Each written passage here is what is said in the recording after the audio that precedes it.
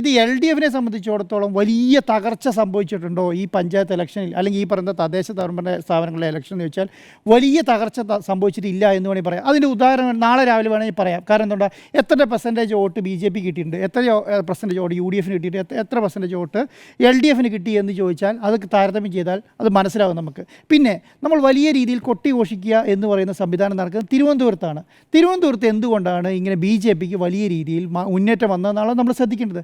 അവിടെ ത്രികോണ മത്സരം നടന്നു കഴിഞ്ഞാൽ, ത്രികോണ മത്സരം ഇവിടെ നമ്മൾ എപ്പോഴും ഇന്ത്യ മുന്നണി പറയുമെങ്കിലും ഇന്ത്യ മുന്നണിയുടെ ആശയം എന്താണ്? BJP ഇതര സംവിധാനങ്ങളെല്ലാം ഒന്നിച്ച് നിൽക്കുക എന്നുള്ളതാണ് ഇന്ത്യ മുന്നണിയുടെ ആശയം, അല്ലേ? അപ്പോൾ ആ ഇന്ത്യ മുന്നണിയുടെ ആശയത്തെ സ്പ്ലിറ്റ് ചെയ്താൽ എന്താ സംഭവിക്കുക? രണ്ട് ഭാഗങ്ങളായി തിരിയും. അത് UDFൻ്റെ നിങ്ങൾ UDFന് വലിയ മുന്നേറ്റം തിരുവനന്തപുരത്ത് കണ്ടു.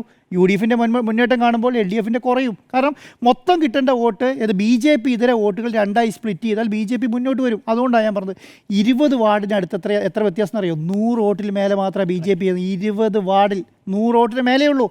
മനസ്സിലായോ? 1-2 വാർഡിൽ 100, 150 വോട്ടിൻ്റെ വ്യത്യാസം എന്ന് പറഞ്ഞാൽ നമുക്ക് പറയാം. പക്ഷേ 20 വാർഡിൽ 100 വ്യത്യാസമാണ്. അപ്പോൾ വിജയം നോക്കിക്കഴിയുമ്പോൾ BJP നിസാര വോട്ടിന് തോറ്റു സ്ഥലങ്ങളുണ്ട്. അപ്പോൾ ഞാൻ പറയുന്നത് വലിയ വിജയം എന്ന് പറഞ്ഞാൽ നിങ്ങൾ പഞ്ചായത്തിൻ്റെ എണ്ണം 504 എന്ന് പറയുമ്പോൾ വലിയ വിജയമാണ്. അതുപോലെ തന്നെ തിരുവനന്തപുരം കോർപ്പറേഷൻ കിട്ടിയില്ലേ എന്ന് ചോദിച്ചാൽ, 50 സീറ്റ് പിടിച്ചില്ലേ എന്ന് ചോദിച്ചാൽ വലിയ വിജയമാണ്. പക്ഷേ എന്താണ്, വോട്ടിംഗ് പെർസെൻറ്റേജും എണ്ണവും നോക്കിക്കഴിഞ്ഞാൽ വളരെ ചുരുക്കമാണ്. പെർസെൻറ്റേജ് വരട്ടെ, ഞാൻ പറഞ്ഞു നാളെ അറിയാമല്ലോ.